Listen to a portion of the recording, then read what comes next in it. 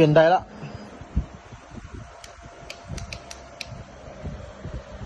ก็13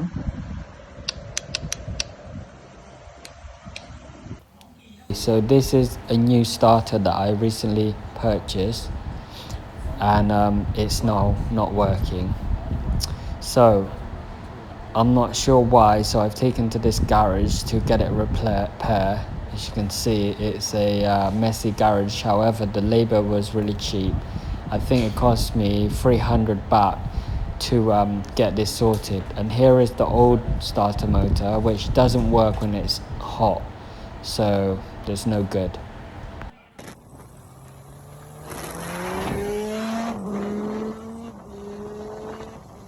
Alright guys, just a quick update with the Yamaha YZF R1 2006. So I haven't been online lately, but we have a new starter motor, because the problem with this bike was that when it gets hot it struggled to start.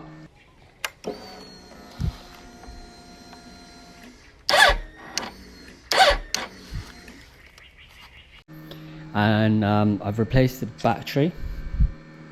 Now the battery didn't do jack shit, and it still had the issue, so I had to replace the starter motor, and it's still not done the job. So when it gets hot, about 100 degrees plus, the fan comes on and kind of cool the engine down. When you went to start, it's like it doesn't have enough power to start the starter motor. And I've done so much research to this bike.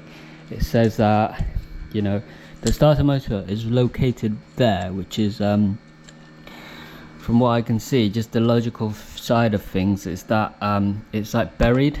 So the engine gets really hot because there's a 1000cc sports bike, and it gets heat soaked to the starter motor, which means it absorbs heat, and you know, it becomes it's got more resistant to turn over, like the amateur, all that crap that I don't really know. But it gets so hot that it has a resistance of turning over, so it feels sluggish turning over, so it's like almost like the battery is dying. So that's the issue. It's been really annoying ever since. And then we have a bit of fuel leak now. So I've taken the fuel tank out. Look in there, there's no rust inside the tank. It looks pretty good. There's a fuel pump, so I've taken that out. As you can see, there's a bit of like debris and dirt in there, so I'll give that a clean. That might help a little to start it up, you never know. But the main thing why I've taken this fuel pump out is this nipple. It's leaking. You can see it has a bit of a play. You can push in and out, and it's sieving, it's leaking fuel ever so slightly, but it's enough to know that it's like there, pool of bloody fuel. So yeah, I've taken the throttle body and all of that out before, just to check the starter motor, because I was thinking of heat wrapping that, see if it makes any difference. I'm not sure, guys. I'm just probably gonna sell it. The engine is all good. It sounds nice. There's nothing wrong with it. It pulls really well. It's just the perk of all bikes, right? You just have to get your hands dirty all the time. So yeah, that's it. That's a quick update of running around what had happened to this bike. I haven't been out on it much, but I've done loads of stuff to it. It's just been off camera. Just I thought it's just like niggly things, like the fuel line. I had to replace that a few times because it was like leaking. It needs to be a certain PSI. Like this one is, say, fuel hose like 300 PSI, so it needs to withstand this. You can't just replace with cheap rubber seal, else it'll just leak and burst. So yeah, I'm just gonna take this apart, clean that pump filter, and then take this nipple out. You see this nipple? So we're going to take that out and see what it's looking like. The rubber seal, I think we need to replace it. So we have taken the fuel pump apart. It's mainly plastic. The fuel filter is all like brittle, just because it's been lots of debris and over time it has lost its shape. Same with this. So we're taking the nipple out, which makes it it was springy, it had a bit of play, so it wasn't sealing properly, and we taken that out. It was a bit of fiddle. You see these thing, it's okay to push in, but taking it out, it kind of locks itself, so you have to really work it. I see some people have wires and that, but we just Alice just use this her nail file from the back and hold it like that, and you just keep working round and round and then push it out. Now this is what we need to replace, not the whole fuel pump. You can see it's lost its shape and it's cracked. So yeah, so once it's brand new in there, it has the sponginess, and it shouldn't leak. That's it. And hopefully it starts when it's hot, you never know. So real excited to put it back together. Hopefully we can get the parts and put it in there and see how she rides.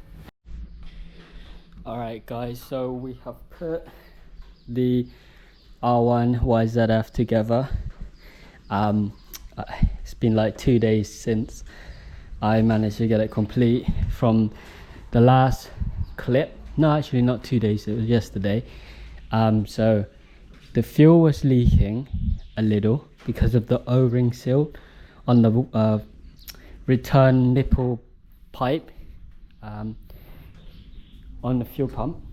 So we got a new little rubber O-ring on there for like 60 baht, and then when I went to put it together, the fuel was leaking out of every hole, which is with broken seal again, but this time it was a big O-ring like this that is between the tank and the fuel pump.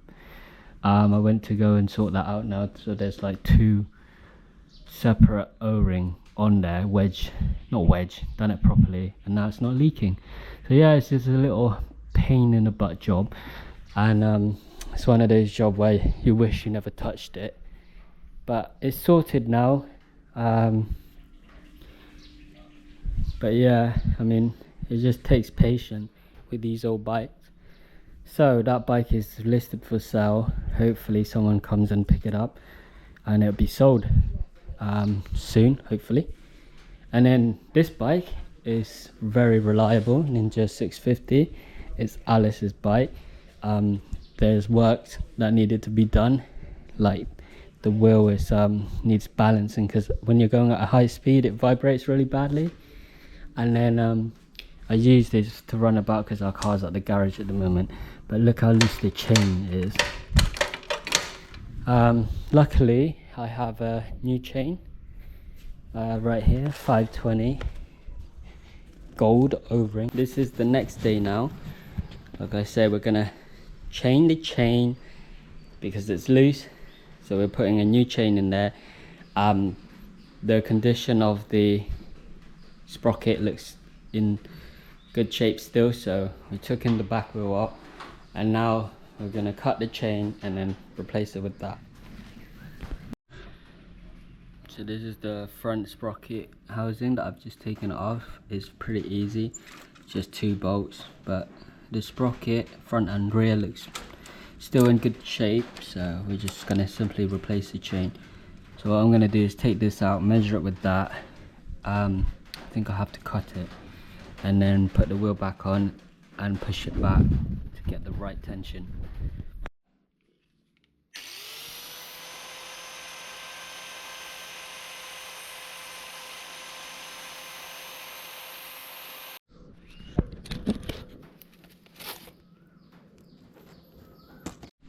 Okay, so we have the old chain. Try my best to cut it. and we have the new chain. Looks like the length is good, so we're gonna simply take out the clip ring, the circlip, put it on there, and then adjust the back wheel to get the right length tension.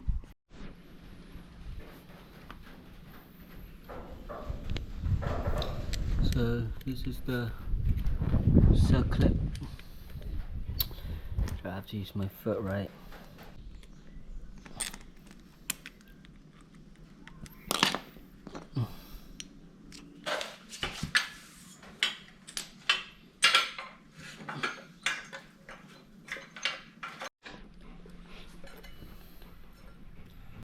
Okay, once the back wheel is on, we have to measure the chain. Make sure you push this wheel hub all the way forward, and looks like I need to take out 2 links, and then we'll tighten it.